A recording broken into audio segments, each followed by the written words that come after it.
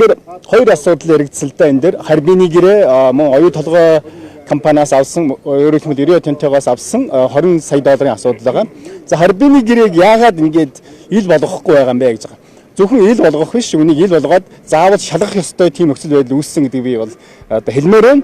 Тэгэхээр энэ дээр яагаад энийг ил болгох ёстой гэх юм бол энэ 3.6 сая хүн амтай манай бас энэ одоо ерөөсө цорын ганц компани байгаа шүү дээ. Эрдэнэс 5 толгой бол бид бол 70,072 хувьцаагаараа энэ компанийн хувийг эзэмшдэг тийм ээ. Гэтэл энэ олон нийтийн эзэмшлийн өмчийн энэ компанитай хийсэн гэрээгээ одоо ингээд нууцлалд авах гэдэг байж боломгүй зүйл.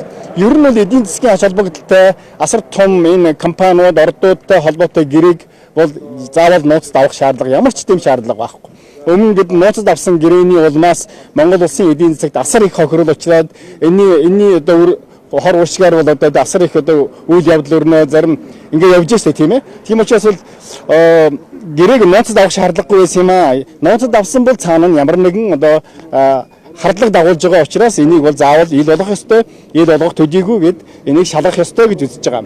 За энд шалгах үндслүүдийг би хэлж өгье. Мэдээж энэ зарим төрийн түвшээдийн зүгээс бол энэ тодорхой зүйлүүдийг баримт нотлогоотой ярьсан, олон нийтэд ил болсон. Тухайлбал юм бол 250 сая тонн үсийг 16 жилийн туршид гаргана гэж ярьсан байгаа тийм. Гэтэ энийг одоо бийжтэй зарагдж байгаа үнийн тал хуваарна гэдэг хэлсэн. Тэгэхээр бийжтэй зарагдж байгаа үнийг бол 2015 оны 2024-өөс 25 оны үнийг судлаад үзлээ. Яг дунджаар нь авч үзье. Тэгэхээр нэг 100 гаруй доллар байгаа. 101-ээс 110 доллар байгаа байхгүй. Тэгэхээр миний тал үнээр нь гэж үнэхээр үнэн бол тал үнээр нь зарахаар гэрээлсэн бол энэ байж боломгүй зүйл нэг 50 юм уу 55 орчим доллар байж болзошгүй зүйл харагдаад байгаа байхгүй. Яагаад тал үнээр нь гэж яагаад ийм бага үнээр гэдэг асуудал гарцаагүй гарч байгаа. Тэгээ магадгүй ийм бага үнээр зарсан цаанаа нууцд авах энэ гэрээг нууцд авах шалтгаан болсон чинь билүү хардлага ард түмэнд байна. 1072% эзэмшигчдийн энэ хувьд л бүгд хардж байна, сэжиглж байна. Тийм учраас энэ хардлагыг заавал тайлах ёстой, шалгах ёстой. Тэгээ тооцоо хийж үзлээ. Үнэхээр ингээд энэ тал үнээр нь зарцсан бол одоо 250 сая тонн үсийг тал үнээр нь зарсан бол нэг ойролцоогоор нэг 7.5-аас 12 тэрбум долларыг бид алдах юм байна гэж үзлээ. Тэгээ бүр яг өнөөдөр бол тийм ээ яг өнөөдрийн байдлаар нүүрс кокс нүүрс ганц модны бондтой хэдэн доллараар зарагдж байгааг би авч үзлээ. 218 доллар байгаа байхгүй юу? Тэгэхээр энд ингээ бодоод үзэх юм бол энэ тал үн гэдэг бол үнэхээр юм баг болоо явчихж байгаа. Тэр чи өдгөө 100 доллар ч өнөөдрийн зарагдж байгаа үн маань бас л бодоочтой үн харагдаж байгаа байхгүй юу? Тэгэхээр би бүр нэг тодорхой зүйл ярив. Өнгөрсөн хэдэн жилийн туршид бол Эрдэнэс 5 толгой маш ашигтай ажиллаж байгаа тийм ээ. Зөвхөн яг тоо баримт хэлэх юм бол 2025 онд 3.5 их найд төгрөгийн татварыг төлсөн байгаа тийм ээ. 3 тэрбум долларын борлуулалттай байсан байгаа. Тэгээ 3.5 их найд төгрөгийн татварыг улсын төсөвт оруулсан байгаа. Тэгэх юм болов шүү дээ тийм ээ. Үнэхээр энэ тооцоогоор зөвхөн яг энэ тогтвортой байна гэж үзээд энэ тооцоогоор нь аваад үзэх юм бол 250 сая тонн нүүрснээс бид хэр хэмжээний татварын алдагдал байна вэ гэдгийг би ингээд тооцож үзлээ л дээ тийм. Тэгэхээр ингээд энэ дээр бодоод үзэх юм бол нэг ийм л оролцоогоор нэг 230 сая тонн нүүрс бид нар гаргаад 3.5 жилдээ гаргаж байгаа шүү тийм үү. 3.5 их найд төгрөгийн татварыг бид нар ингээд улсын төсөвд оруулж чадж байгаа юм бол харьцуулаад бодоод үзэх юм бол те 250 сая тонн нүүрсийг гаргана гэж үзэх юм бол энэ оролцоогоор хэд болох вэ гэж бодоод үзцгээе. Оролцоогоор 29 буюу нэг 30 их найд төгрөгийн тийм ээ татвар гарч иж байгаа байхгүй байна те. Тэгвэл 30 их найд төгрөгийн татварыг бид нар улсын татвар төсөвд оруулах боломжтой байж. Гэтэл үүний чинь тал хувийн алга болно гэж байгаа. Тал хувь. Яг тэгэхээр тал үнээр нь зарах гэж шүү дээ тийм ээ. Тэгэхээр ойролцоогоор хэд байх вэ? 15 их найд төгрөгийн татварыг зүгээр л байхгүй болгочихно л гэсэн. Зөвхөн энэ бол яг шууд учрах хохирлыг бол ингээд гаргаж ирж байгаа юм. Шууд бусаар ямар хохирлууд үүн дээр гарч болох вэ гэдгийг бид бүхэн тооцож бас болно тийм ээ. За үүнтэй шин дамжаад тэгээ тэр нөгөө тээврийн зардал, ажиллах хүчний ихснэ хэмжээний ажиллах хүч нэмж оруулах байсан гэдэргээд энэ бүх зардлууд, энэ бүх одоо орлого өгөөжөөс бол бид ихээхэн алдах нэ гэдэг нь бол ингээд тодорхой болчихж байгаа маа. За тэгээд ер нь бол бас нэг ноцтой асуудал. За энэ би бол зөвхөн татварын сая ярьлаа. Мөн борлуулалтын орлого дээр бид нар бол нэг бид нэрээсэнтэй 7.5-аас 12 тэрбум долларыг алдах нэ гэж дунджаар 10 тэрбум долларын борлуулалтын орлогыг алдна гэж үзэх юм бол тийм ээ энэ хэр их мөнгө вэ гэж бодоод үзцгээе. Энэ дээр би бичсэн байгаа. Өнөөдөр ингээд багш эмчнэр цалингаа нэмүүлээ 15-аас 20% явж байна. Гэтэл энд бол манай эдийн засгийн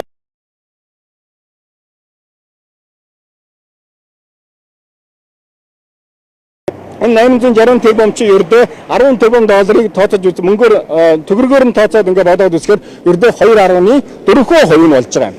Нийт 517 мянган тэтгэвэр авагчдыг бол 2026 онд байна гэж тооцсон байгаа. Тэгэх юм бол энэ мөнгөөр бид яах нь вэ гэхээр энэ 517 мянган тэтгэвэр авагчдын бүтэн жилийн тэтгэврийг 5-аас 6 дахин нэмэх боломжтой гэсэн ийм тооцоо байгаа. Нийт одоо нийгмийн даатгалын санг хоосрлоо гэж бид ярьж байгаа тийм ээ. Тэгвэл нийгмийн даатгалын санг бол өнөөдөр одоо тийм ээ энэ мөнгөөр 600% нэмэгдүүлэх боломжтой. Тэг ингээд төсөөлөд ийм их мөнгийг бид нар одоо алдах нэ гэж үзэж байгаа. За 20 сая долларын асуудал оюутлагаагаас тийм ээ. За энийг бол ярьсан. Тэгэхээр энэ 20 сая долларын асуудлыг бол одоо хууль зүйн дотоод хэргийн сайдаас инквер гаргаад тавьсан 2025 оны 10 сарын 15, 11 сарын 12-нд хэвлэлд өгсөн ярилцлаганд их тодорхой гаргаад тавьсан. Тэгээ энэ бол зарцуулалтын хувьд за энийг бол оюу толгойн дотоод хяналт шалгалт тийм ээ гүний уурхайн одоо үйл ажиллагааг хяналт шалгахад зарцуулаарай гэсэн утгаараа өгсөн мөнгө гэж ойлгогдож байгаа. Тийм ч юм бэлээ. Гэтэл яг энэ зориулалтаараа энэ мөнгийг зарцуулсан уу үгүй юу гэдэг томоохон асуудал гарч ирж байгаа. Тэгэхээр зарцуулаагүй бол энэ бол их одоо нэлээд энэ заавал шалгах ёстой асуудал болно. Тэгэхээр энэ дээр бол одоо яригдж байгаагаар бол энэ за тэр тийм ээ Их Британд байгаа хоёр хүнний эзэмшил бүхий компани мөнгө шилжүүлсэн лгэн дээрээс нь одоо Монгол хаан жүжигийг бас санхүүжүүлэхэд зарцуулсан лгэн гэх мэтийн асуудал гарч ирж байгаа. Тэгэхээр энийг эргэлзээг тайлах ёстой. Энийг заавал шалгах ёстой. Үнэхээр тэгээд зөв усаар зарцуулсан юм уу, хууль бусаар зарцуулсан юм уу, үгүй юм уу гэдгийг заавал шалгах ёстой ийм нөхцөл байдал үүсэж байна. Ама үүнтэй холбоотойгоор бас хоёр Их Британий хоёр иргэн бол оюутлагын компанид ажиллаж байсан. Тэгээд энэ оюутлагын компаниас гарсан. Энэ хоёр нөхөртэй бол одоо гэрээ хийсэн гэж ярьж байгаа. За энэ хоёртой мөн хоёр давхар гэрээ хийсэн гэсэн зүйл гарч ирж байгаа. Тийм ээ? Хоёр гэрээ хийсэн. Тийм үү? Тэгэхээр энэ асуудлуудыг одоо бид шалгах ёстой. Тийм ээ? Хэдэн гэрээ хийсэн, яасан хийсэн, тийм ээ? Үнэхээр тэр эвлэрлийн гэрээ гэж зүйл хэвлэлээр олон нийтээр явсан. Үнэхээр энэ хоёр хүнтэй одоо эвлэрлийн гэрээ хийсэн юм уу, гүм үү гэдгийг одоо ингээд давхар шалгах ёстой. Энэ хоёр хүн ч гэсэн бол одоо олон нийтийн хэвлэл мэдээлэлээр бол мэдээлэл ирүүлсэн байгаа. Энэ бүгдийг бид нар давхар шалгах ёстой гэж үзэж байна.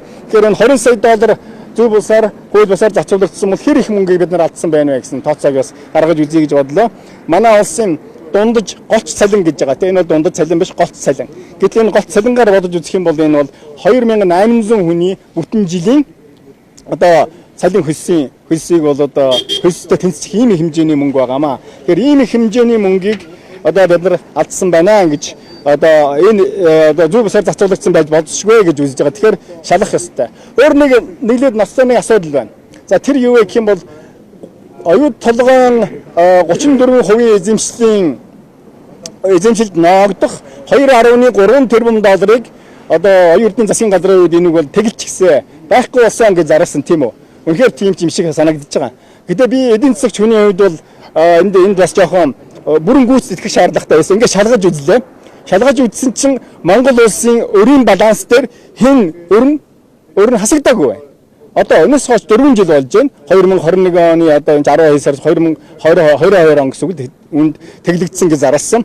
Гэтэл энэс хойш 4 жил бүтэн 4 жил болж байхад энэ өр яагаад Монгол улсын өрийн баланс дээр одоо хэврэ байгаад байгаа юм бэ? Хассан юм уу? Хасаагүй харагдаад байна. Хизээ хасах гэдэг байгаа. Яах гэдэг нь үүнд одоо тийм ээ маш логиктой, үнэмшилтэй тайлбар өгөх шаардлагатай болж байгаа. Тэгэх эдийн засагч санхүүжилтээр бүгд мэдж байгаа. Хүн ярих бол хамаагүй те. Акц баримт нотлогоо энэ бүгдийг баталгаажуулдаг. Үнэхээр бид нар ингээд өрийн баланс санхүүгийн одоо тайлан дээр энэ өр нь бичигдээд л байгаа бол хүн хичнээн юу ярих нь хамаагүй энэ өр байгаад л байна л гэсэн үг. Энийг бол санхүүчний эдийн засагч нар л ингэж мэддэг шүү дээ. Тэгэхээр бол миний хувьд бас энийг ингээд шалгаж үзээд ингээд байгаад байхаар би үнэхээр гайхаж байна. Тэгэхээр энийг бол заавал шалгах ёстой. Монгол банк үнд хариу өгөх ёстой. Үүнийг би баталгаатай хэлж чадна. Тэгэхээр тэнд материал авторсан байгаа. Энэ бол магадгүй энэ компани хоорондын зээллэг гэдэг гэсэн энэ дээр бол одоо бичигдсэн байж болно. Гэтэл Монгол улсын гадаад өрийн баланс дээр энэ ерөөсө 2022 оноос хойш энэ ямар ч өөрчлөлт гараагүй улам нэмэгдсээр байгаа Монгол улсын засгийн газрын одоо өөрөөр өнөөдөр 10 тэрбум доллар хүртсэн. За засгийн газрын төрийн өрийг ярьж байгаа юм Монгол банкны өрийг нэмээд засгийн газар дээр нэмээд татвар төлөгчдийн нуруунд дээр буудаг тэр өрийг би яриад байгаа ш 10 тэрбум доллар гэдэг нь. Дээрэс нь Монгол улсын нийт гадаад өр маань өнөөдөр бас 40 тэрбум доллар хүртсэн байж байна. Оюун эрдэнийн засаглалын үед бол бас л тийм ээ. Үнэхээр энэ одоо энэ өөр бол жилд бол 1.1-ээс 1.4 тэрбум доллар өсөө явсан. Тэгээ 2021 онд хаа би санаж байна. 21 онд энэ ч одоо компани хоорондын зээллийг аваад үзсэн нэг 13 орчим тэрбум долларын компани хоорондын зээллийг өөр гэж гарч ирсэн байлаа. Гэтэл өнөөдөр энэ бол өөр нь болохоор одоо би санаж байгаагаар 17 болцсон байгаа.